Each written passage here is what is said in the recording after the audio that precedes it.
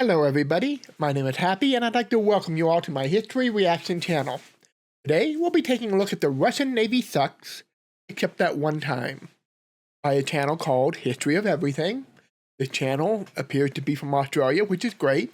I really enjoy looking at history from perspectives other than my own, which is from the United States.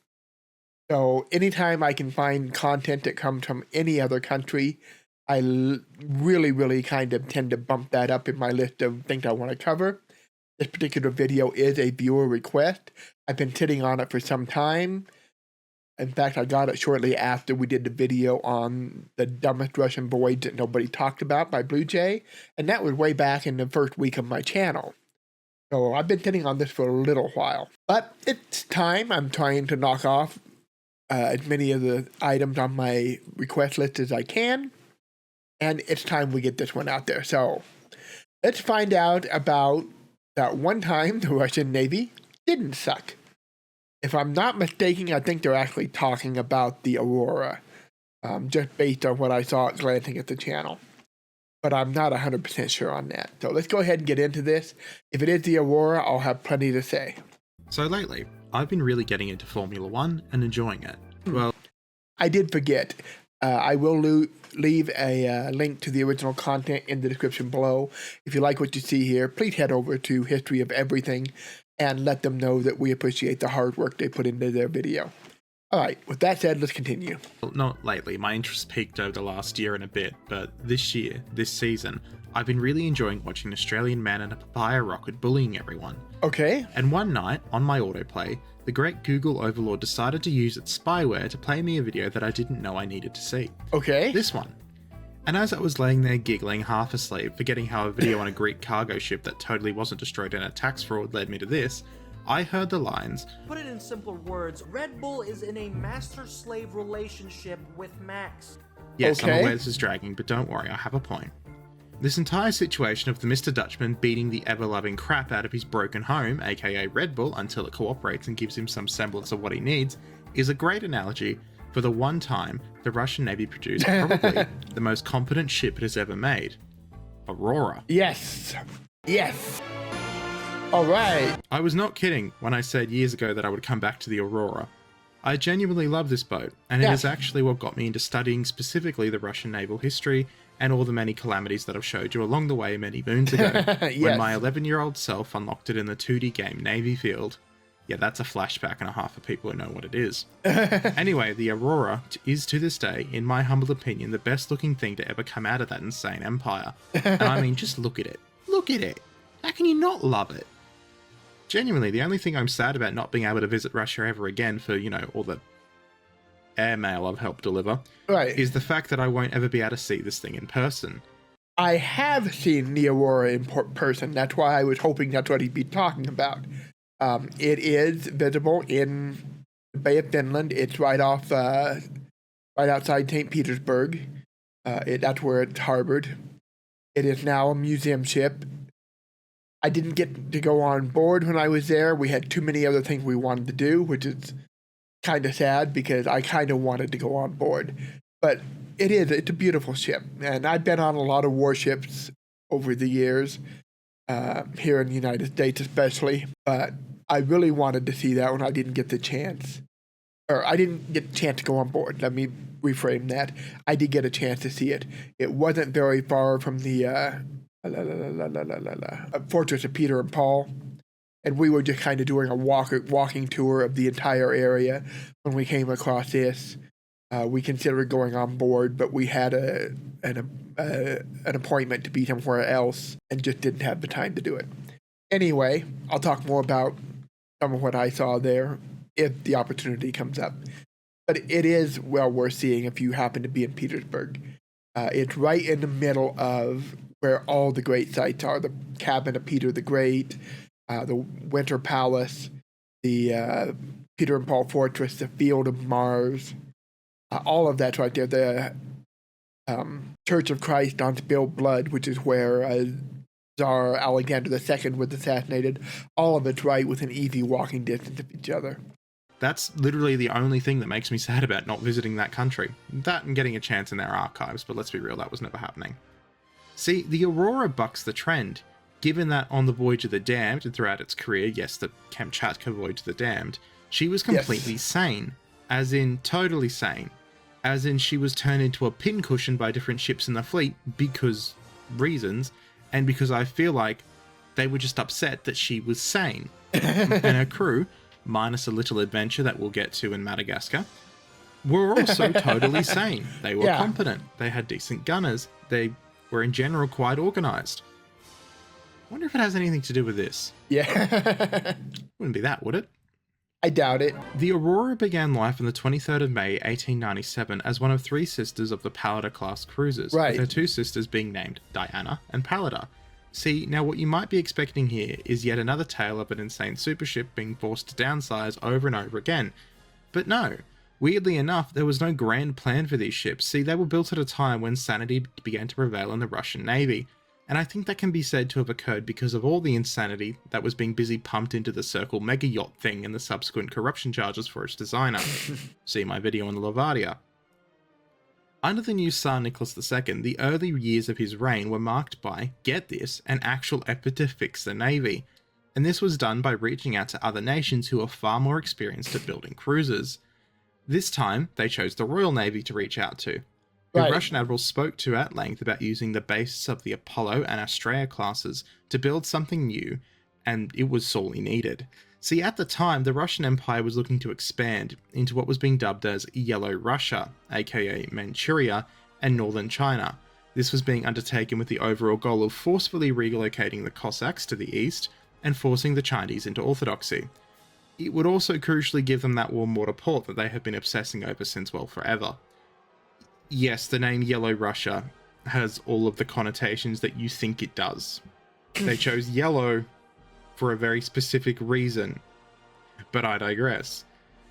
But, to support this absolutely mental plan, which relied on the other powers of the world and region doing absolutely nothing, Russia would need ships able to operate far from home, in the east, to interrupt commerce, and undertake long-range patrol cruises.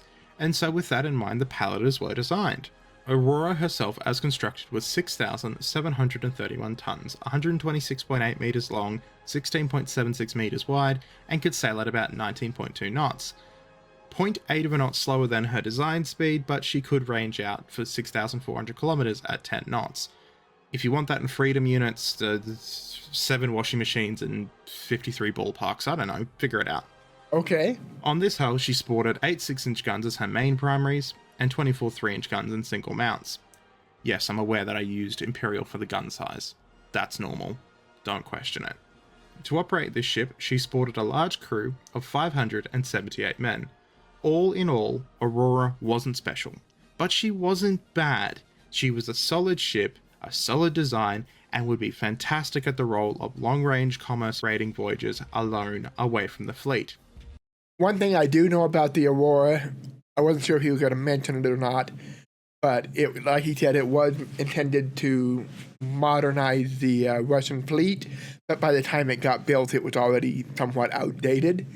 It is a protected cruiser, which just means that the way the armor plating is set on it is a little different than other types of cruisers. I'm not enough of a nautical expert to really be able to tell you more than that. But in 1980-ish, somewhere in the 1980s, they were doing some repairs and refits to the ship, and they discovered that some of the original hull parts were manufactured in Britain. So a lot of the material used was from Great Britain. So they weren't just modeling it after British technology, they were using British parts. So anyway, the Russian Navy forced her into a mainline battle fleet and sent her to fight the Japanese in 1905. The Aurora was completed on the 10th of October, 1903, and departed Kronstadt as part of a squadron under Vice Admiral Verenius to reinforce Port Arthur, but for reasons quite literally unknown, all ships save for 7 destroyers were recalled when they reached the Red Sea. This severely annoyed the highly competent Admiral Makarov in Port Arthur, but it isn't like he could do much because, well, he was beheaded on his flagship after it hit a mine not long after the war with Japan started. Okay. This kind of worked out well for the Aurora though, because there were a few teething issues with the new ship, which is pretty common for new ships, and it allowed for a small refit upon returning to port. That's the uncommon part, the fact it actually got refitted. Also, Aurora avoided the fate of her sister Pallida, which was sunk in 1904 in Port Arthur and later taken into Japanese service as Tsugaru. Aurora would later then be attached to Admiral Enquist's squadron, along with Oleg and Zemchuk. Zemchuk actually being the one sank by SMS Emden later in the First World War, and attached to the 2nd Pacific Squadron under Admiral Roshesvensky. And now, the pain for Aurora would truly begin. Right. This is as the fleet sailed out. This is the voyage that was covered in BlueJay's Dumbest Russian Voyage. The Aurora is one of the prominent ships in that voyage. Of the Baltic, after a litany of incidents, the Aurora found itself steaming on the flank with Oleg and Zemchuk, when out of nowhere the scream went around the squadron that torpedo boats were quite literally everywhere. Now, in reality, we know these were in fact British fishing boats, but some absolute genius could not exactly tell the difference between a torpedo boat, a fishing trawler, and a several thousand-ton armed scout cruiser, and so the aforementioned uber mega geniuses shot at Aurora, hitting it 5 times and naturally angering the machine spirit. This impromptu shelling killed a sailor and none other than the ship's chaplain. Yep. I wonder if it was lost on anyone aboard that God had quite literally said, "Nah, f*** this, I am out," and abandoned the squadron to its comically stupid yet tragic fate. But was the pain over? Oh, no. See, as we get to Madagascar, the crews were given some time to rest, and on Aurora, as with others, that meant going ashore. And when the crew came back, they brought aboard so many animals that the men were scared of going to sleep for fear of being eaten. They also brought back almost every kind of venereal disease on the planet, and to top it all off, a shockingly large quantity of opium, meaning that a fair chunk of the ship's crews, not just the Auroras, mind you, most of the fleet, were completely off their absolute tits for the next little bit. But weirdly enough, it seems that though through percussive maintenance that the men were whipped into shape by their captain and officers. And when the fleet exercised a little later into their stay, it was only the Aurora that showed a level of organisation and skill, putting on a regatta with her ship's boats, organising races, and for her services and being the only sane ship in the water, she was promptly shot at during a gunnery exercise because she was towing a target. Yes. And the gunners on the ship shooting the target decided to shoot the thing towing the target. Yep. This angered the machine spirit further. That did happen. A few months later, the floating circus finally reached Tsushima, and that is the Oriel.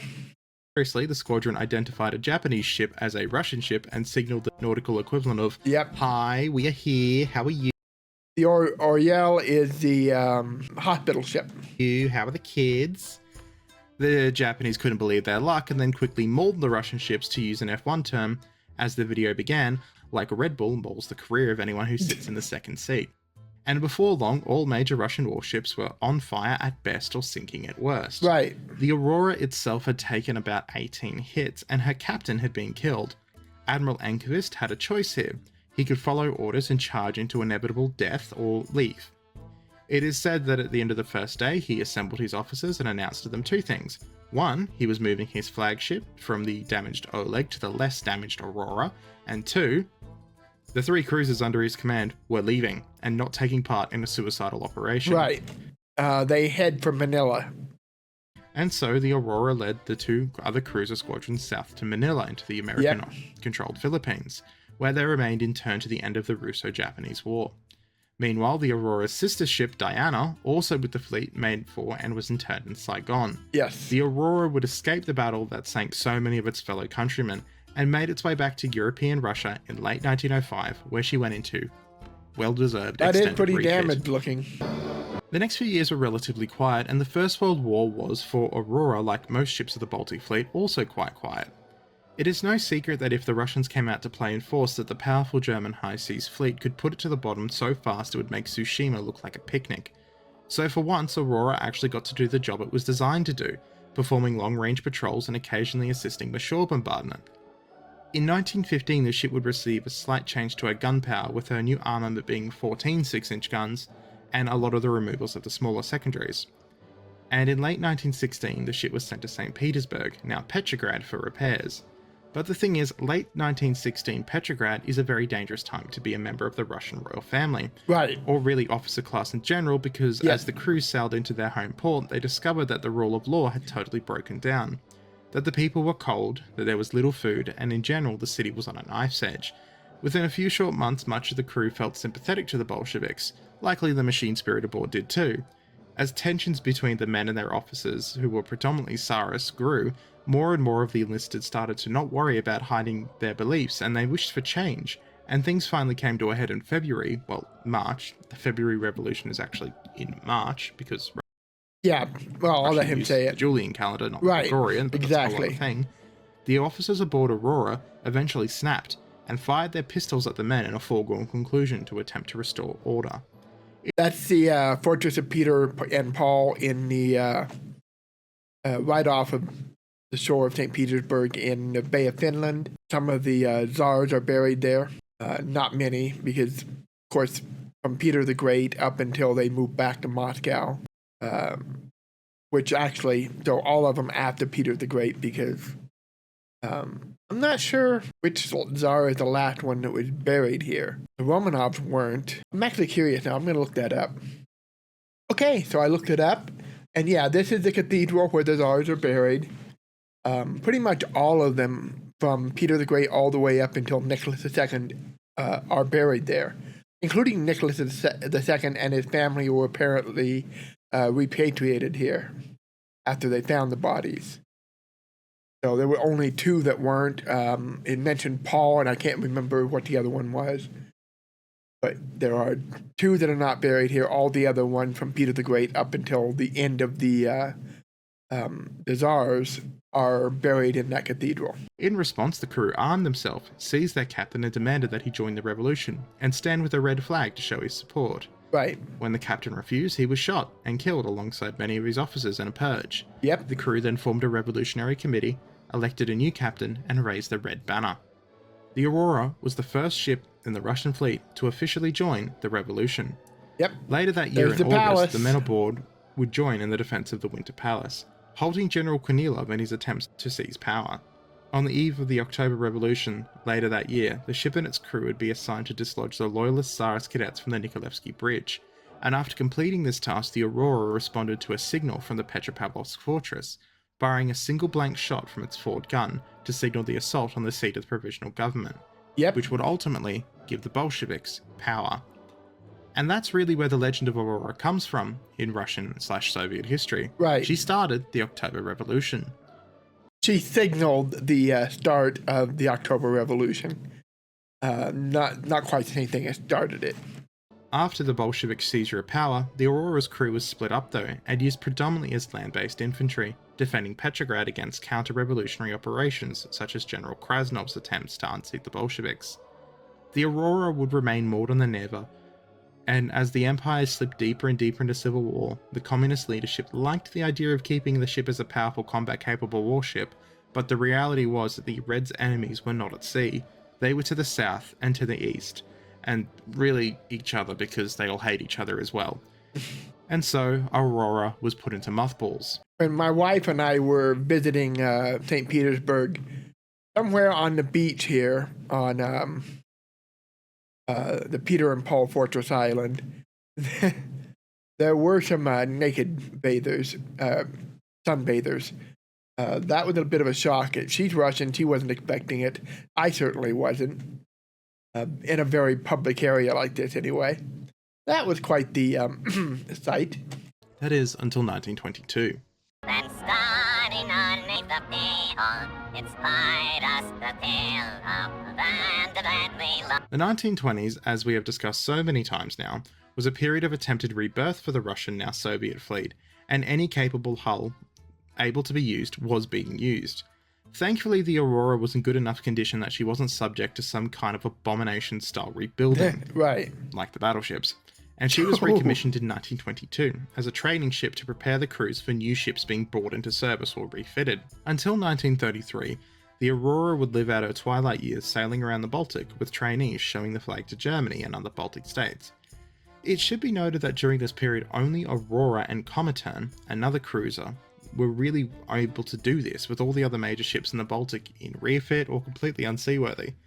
In 1935, the ship completely broke down though, not having received a full refit for decades, and given the fact that the Soviets were trying to build so many ships, they didn't really care enough to try and fix it. Right. She would be reclassified as a training barge unable to move, and it would be here that war again found Aurora. Yep. Unlike more other... In some ways, I think that Aurora's role in World War II might actually be its high point.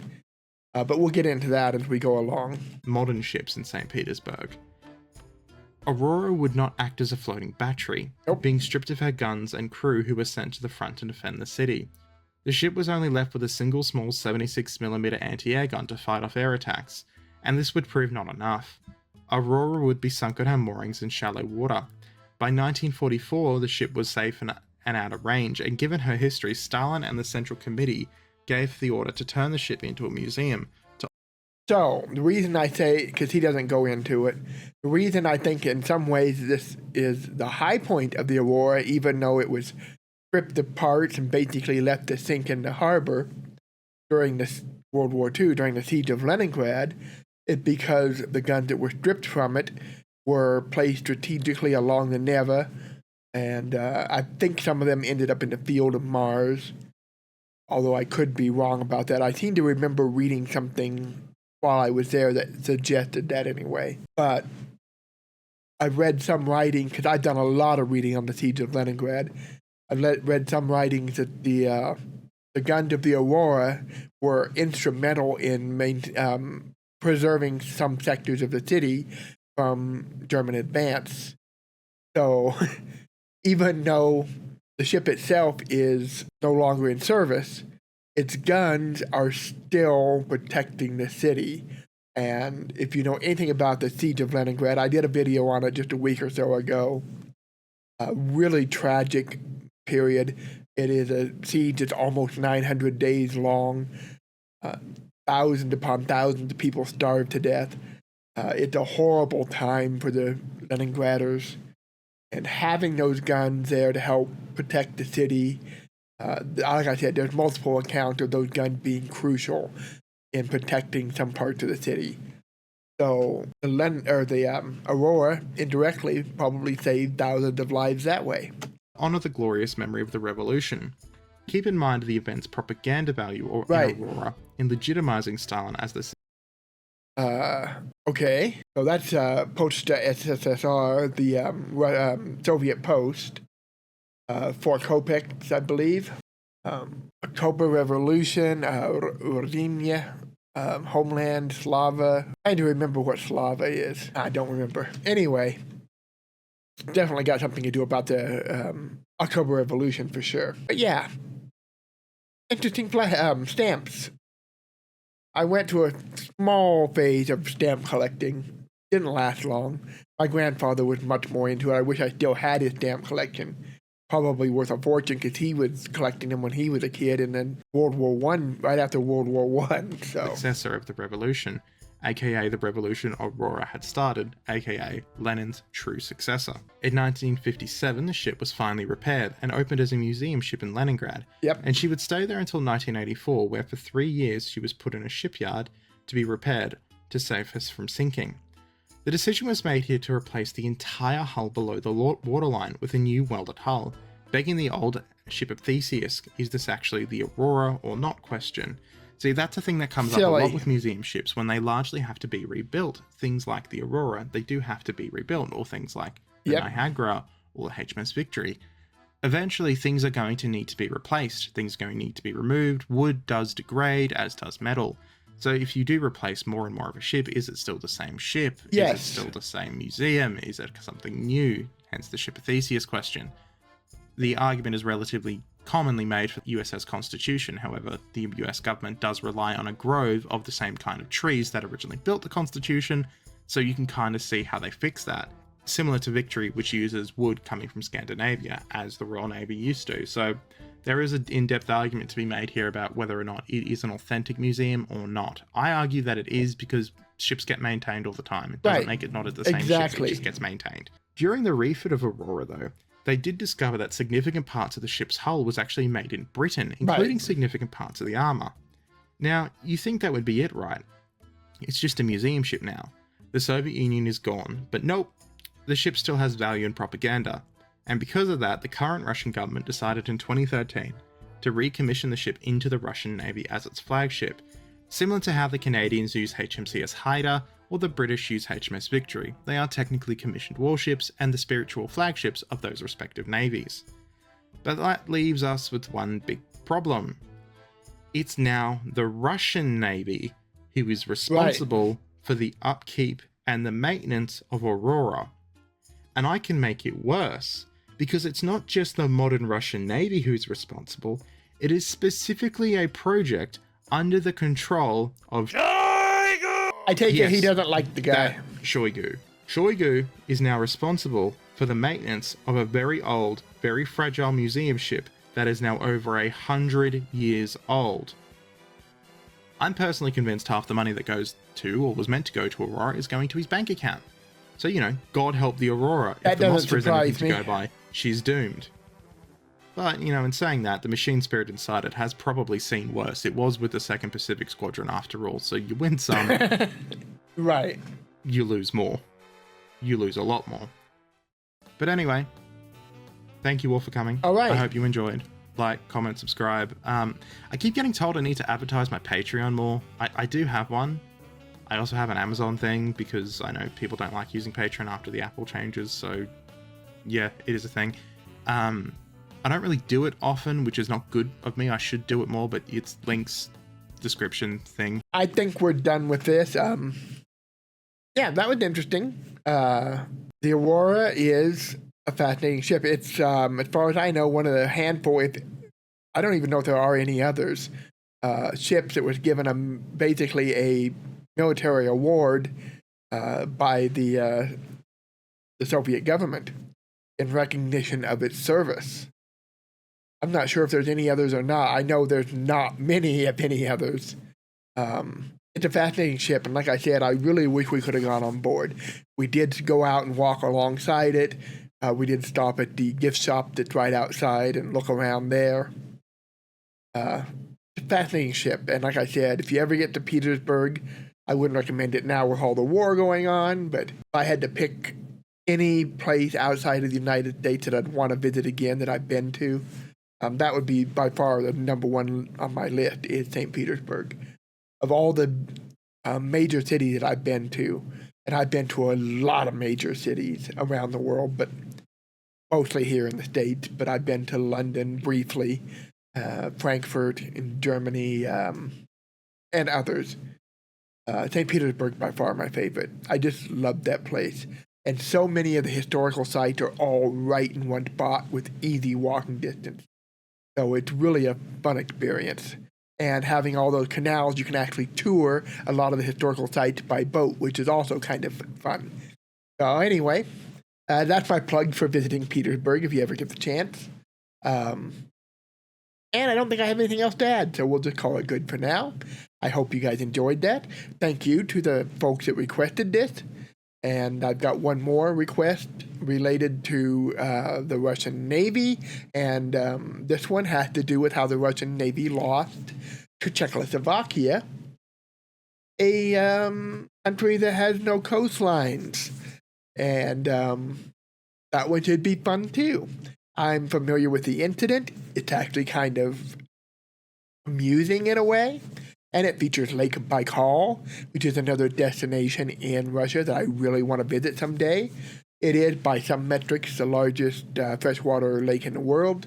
Again, by some metrics, it's very deep, for example. I really want to visit it someday. So hopefully we'll get to that eventually. It's not a priority, but it is still on the list, so we'll get to it. All right, until next time, I'll see you later. Bye-bye.